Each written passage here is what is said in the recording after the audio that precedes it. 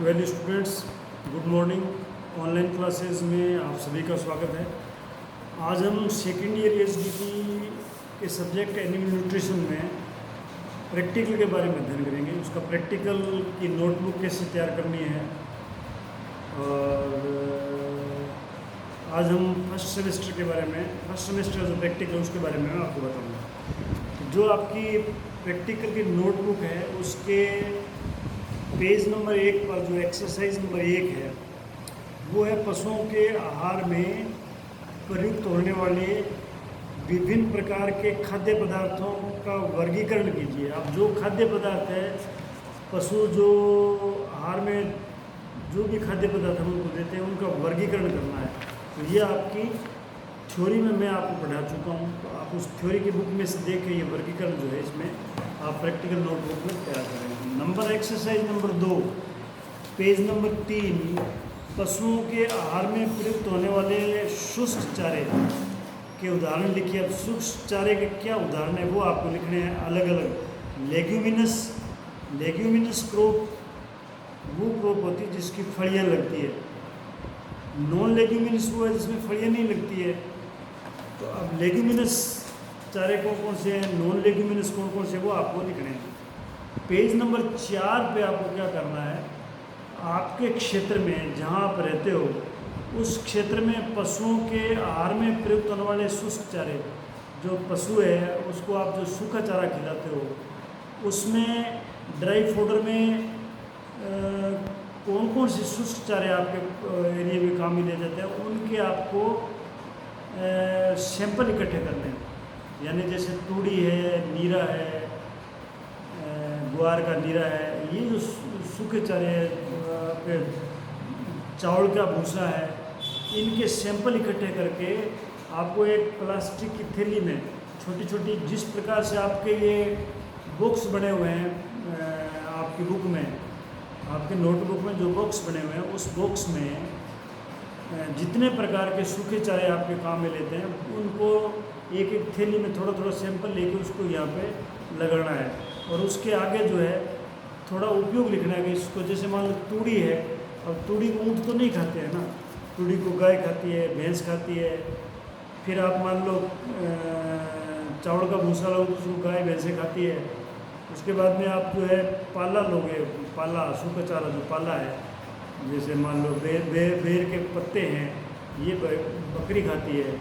ऐसे ही जो है ना दूसरे सूखे चारे जिसको कौन कौन पशु खाते हैं वो आपको ये सैंपल इकट्ठे करके लगाने हैं। पेज नंबर 6 पर, पेज नंबर 6 पे आपके है पशुओं के आहार में प्रयुक्त होने वाले हरे चारे के उदाहरण लिखिए। यानी हरे चारे के उदाहरण लिखने हैं आपको कि लेग्यूमिनस में कौन कौन से हैं, जैसे बरसीम है, रिजका है, जो भी आता है वो आपको लिखना है। नॉन लेग्यूमिनस में कौन सी क्रॉप आती है हरे चारे के रूप में, वो आपको नाम लिखने हैं। फिर पेज नंबर 7, पेज नंबर 7 पे आपके क्षेत्र में पशुओं के आहार में प्रयुक्त होने वाले हरे चारे के नमूने, हरा चारा जो एकत्रित करो, जैसे एक साइड में आपने लेग्यूमिनस नॉन लेग्यूमिनस के उदाहरण लिखे हैं, ऐसे ही आपको ग्रीन फोल्डर जो है उनके सैंपल इकट्ठे करने हैं। जैसे बरसीम का एक छोटी टहनी ले ली, ऐसे काउपी है अगर तो ले ली, या आपके ज्वार का ले लिया, बाजरा का ले लिया पत्ता, और वो इसके अंदर स्थान पे उसके पत्ते चिपका दो। आप जो चौकोर खाने बने हो उनके अंदर एक एक टाइप का ग्रीन फोल्डर जो है वो चिपका दो, और उसके सम्मुख उसका उपयोग लिखोगे, उसको कौन से पशु जो है वो चाव से खाते हैं। अब एक्सरसाइज नंबर 3 जो है वो है पेज नंबर 9 पर। उसमें क्या है, पशुओं के आहार में प्रयुक्त होने वाले प्रोटीन युक्त दाना मिश्रण। अब जो दानों का मिश्रण है वो प्रोटीन में रिच है, वो कौन से दाने हैं उनके मिश्रण जो है, दानों के मिश्रण जो है, कंसनट्रेट जो आते हैं वो आपके उदाहरण लिखने, उनके नाम लिखने हैं आपको, इसमें नाम लिखने हैं।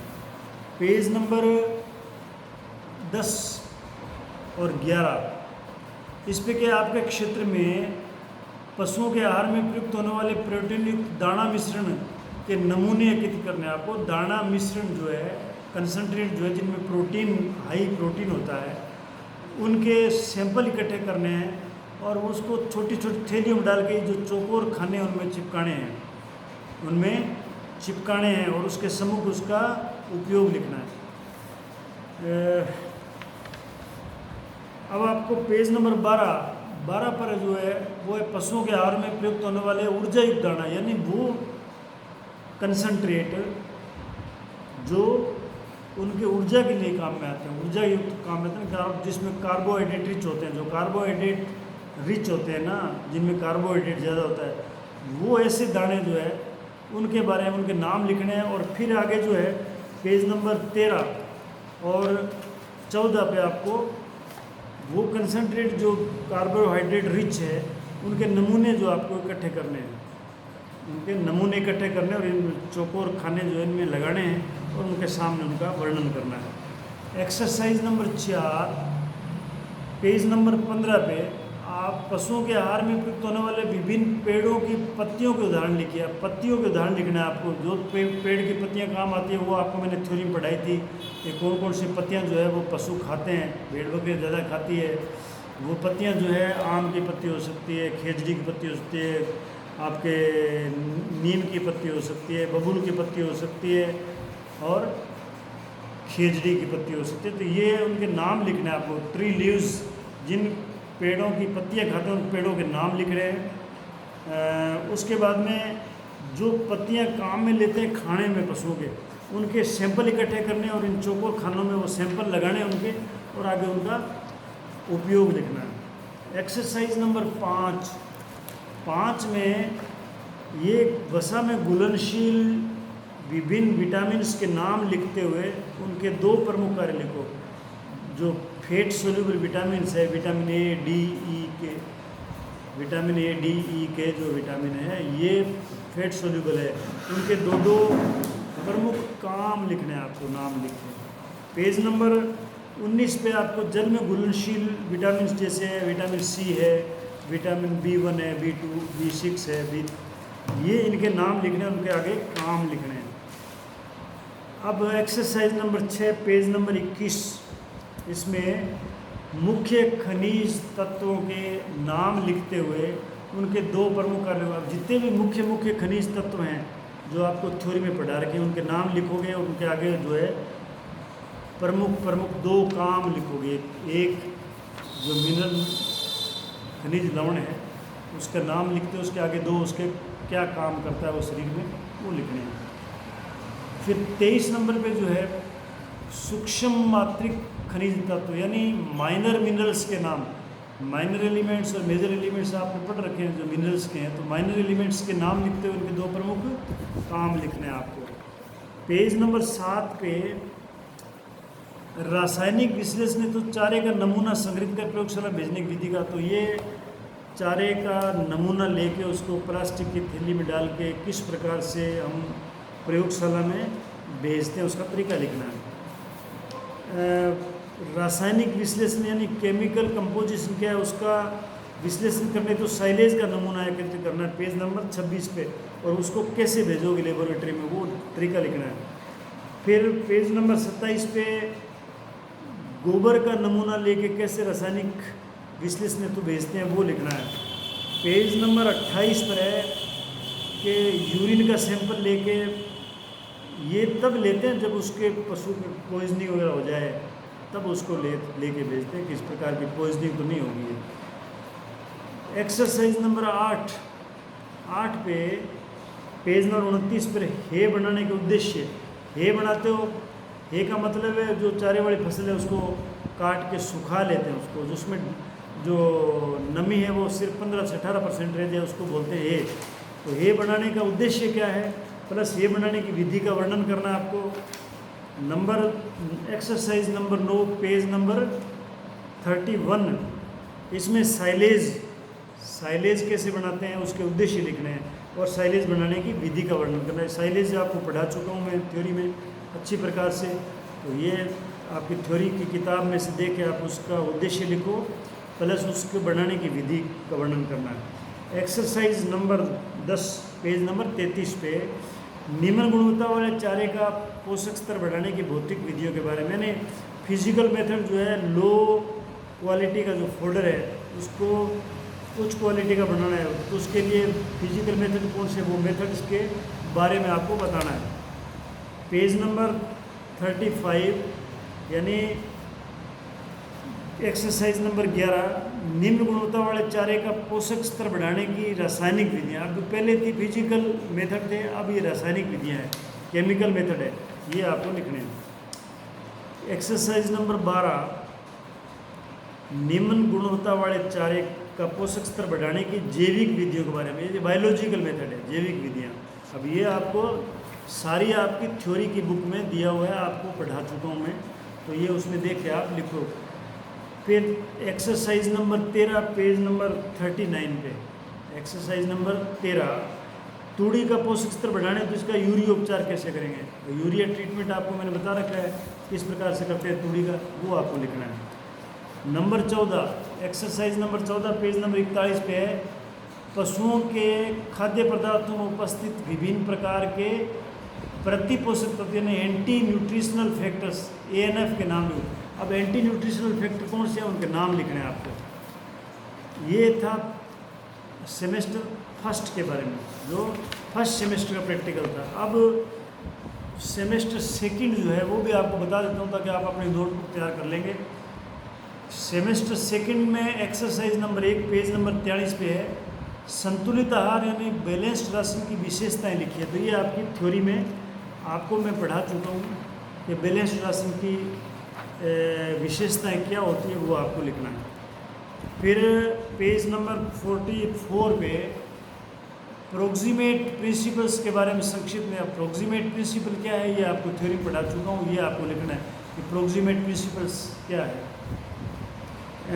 फिर एक्सरसाइज नंबर 2 पेज नंबर 45, गोवंश के राशन की मात्रा की गणना है तो प्रयुक्त थंब रूल मेथड को समझाइए। थंब रूल मेथड गणना करने का राशन का क्या है वो आपको समझाना है। फिर है पेज नंबर 47 पे, पेज नंबर 47 पे दुधारू गाय जिसका औसत भार 450 किलोग्राम है, 20 लीटर प्रतिदिन दूध देती है, तो उसके राशन की गणना करनी थी, ये मैं आपको थ्योरी में बता चुका हूँ, तो आप इसके हिसाब से इसकी गणना करके इसमें लिख सकते हैं। पेज नंबर 48 पे है कि एक भैंस है जिसका भार 500 ग्राम है, किलोग्राम है, और दूध 14 लीटर देती है, तो उसका राशन की गणना करनी है। तो ये न्यूमेरिकल है जो पहले आपको मैं थ्योरी में बता चुका हूँ, इसको आप कर लें।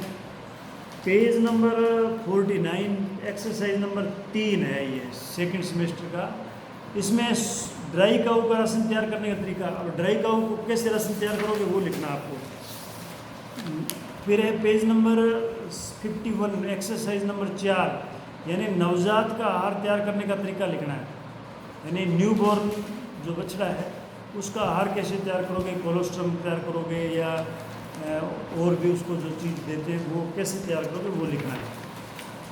एक्सरसाइज नंबर 5 पेज नंबर 53 सांड का राशन तैयार करने का तरीका लिखो, ये भी आपको थ्योरी में पढ़ा चुका हूँ और थ्योरी की बुक में आपके है, उसमें देख के आप इसका तरीका लिखें। एक्सरसाइज नंबर 6 पेज नंबर 55 भेड़ का राशन तैयार करने का तरीका लिखना है। शीप का राशन कैसे तैयार करोगे वो तरीका आपको लिखना है जो आपको थ्योरी में आप पढ़ चुके हो। पेज नंबर 57 एक्सरसाइज नंबर 7 बकरी का राशन कैसे तैयार करोगे ये तरीका लिखना है। और पेज नंबर 59 एक्सरसाइज नंबर 8 सूअर का राशन तैयार करने का तरीका लिखना है। पेज नंबर 61 एक्सरसाइज नंबर 9 ये ऊंट का राशन तैयार करने का तरीका लिखना है, तो ये आपको सब पढ़ा चुका हूँ। पेज नंबर 63 एक्सरसाइज नंबर 10 इसमें पोल्ट्री का राशन तैयार करने का तरीका लिखना है, पोल्ट्री का राशन कैसे तैयार करोगे।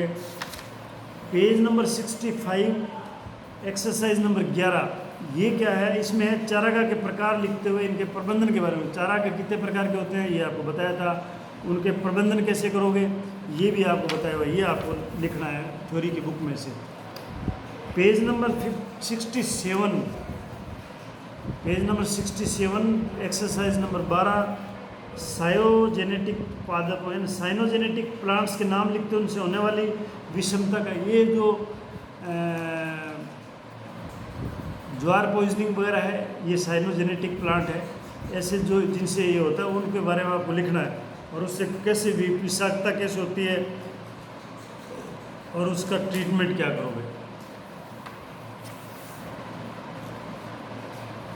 आगे एक्सरसाइज नंबर 13 पेज नंबर 69, इसमें है खाद्य पदार्थों के प्रोसेसिंग के तरीके लिखो। खाद्य पदार्थों को कैसे तैयार करोगे, प्रोसेस कैसे करते हैं, वो तरीके लिखने हैं। पेज नंबर 71 एक्सरसाइज नंबर 14, इसमें आपको अकाल के दौरान पशुओं के लिए आहार तैयार करने का तरीका लिखना है। अकाल के टाइम पशुओं का आहार कैसे तैयार करोगे वो लिखना है। एक्सरसाइज नंबर 15 पेज नंबर 73, पशुओं के आहार के लिए प्रयुक्त गैर परंपरागत खाद्य पदार्थ हैं। नॉन कन्वेंशनल फीड्स के नाम लिखो, जो गैर परंपरागत फीड है उनके नाम लिखना है। और अब आपको जो नेक्स्ट एक्सरसाइज नंबर 16 है, उसमें पेज नंबर 75 में आपके क्षेत्र में पशुओं के आहार में प्रयुक्त होने वाले विभिन्न चारे एवं दाना मिश्रणों के नमूने। अब आपको चारे और नमूने जो है दाना मिश्रण के, वो आपके क्षेत्र में जो काम में आते हैं उनके नमूने आप लेके प्लास्टिक की थैली में लगा के, ये जो चौकोर खाने हैं इनमें आप लगाओगे स्पेसिमेन सैंपल, और उसके आगे जो जगह है वहाँ पे उसका उपयोग लिखोगे कि ये क्या काम आते हैं। तो ये सारा आपका प्रैक्टिकल नोटबुक के बारे में था जो एनिमल न्यूट्रिशन का है। तो अब आपको अपनी नोटबुक जल्दी से जल्दी तैयार करनी है। जो चीज़ें आपकी बुक में दी हुई है, जो मैंने आपको समझाया है, आप उस तरह से अच्छी प्रकार से स्पेसिमेन जो इकट्ठे करना बहुत बड़ा टास्क है इसमें। जब स्पेसिमेन इकट्ठा करोगे तो ही तो आप उसके बारे में लिख पाओगे। बाकी चीज़ें जो थ्योरी की है वो थ्योरी में से देख के आप इसमें अपने नोटबुक को तैयार कर लें। नोटबुक आपकी कम से कम 5-7 दिन में तैयार हो जानी चाहिए। और आपको अगर कुछ चीज़ समझ में नहीं आती है तो आप मुझे टेलीफोन पे पूछ सकते हो, कॉलेज में आके पूछ सकते हो। कॉलेज में आओगे तो कोरोना जो बीमारी है कोविड, उसके प्रोटोकॉल का पालन करोगे पूरा, फेस मास्क लगा के आओगे, सैनिटाइज होके आओगे, यहाँ आने के बाद में सैनिटाइज हो जाओगे, जो सैनिटेशन का लिक्विड रखा वो करके फिर आओगे। तो आपको प्रैक्टिकल जो है, जो चीज़ आपको नहीं आती है वो मैं बताऊंगा आपको, ताकि आपकी नोटबुक तैयार हो जाए। और निकट भविष्य में आपका मिड टर्म होने वाला है, उसकी डेट आने वाली आ जाएगी, तब आपको इन्फॉर्म कर देंगे। और जल्दी शायद हो सकता है इसी महीने सितंबर के एंड में या अक्टूबर के फर्स्ट वीक में आपका थ्योरी भी हो सकती है, फाइनल थ्योरी। तो आप अपनी नोटबुक है, जो जितनी नोटबुक है जो आपके सेकेंड ईयर के 5 सब्जेक्ट है, सबकी नोटबुक जल्दी से जल्दी तैयार कर लें। नहीं आता है तो हमें पूछें उसके बारे में। ठीक है, धन्यवाद, थैंक यू।